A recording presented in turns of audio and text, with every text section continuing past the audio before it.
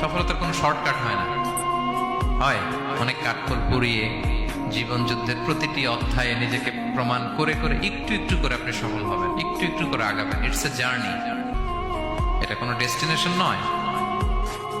এবং সফল হওয়ার পথ পরিক্রমায় কোনো লিফট নেই, সিঁড়ি বেয়ে উপরে উঠতে হয়। কি বেয়ে? কিন্তু আমরা সফল হতে চাই কিভাবে?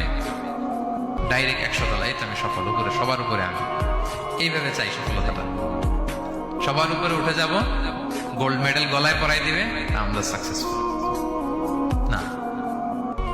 সফলতার রাস্তায় কোনো লিফট থাকে না। কি দিয়ে উঠতে হয়?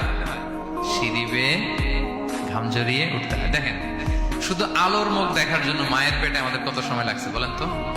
জাস্ট একটু লাইট, হ্যাঁ, 9 মাস 10 মাস সময় লাগছে শুধু একটু আলো দেখবো আমরা।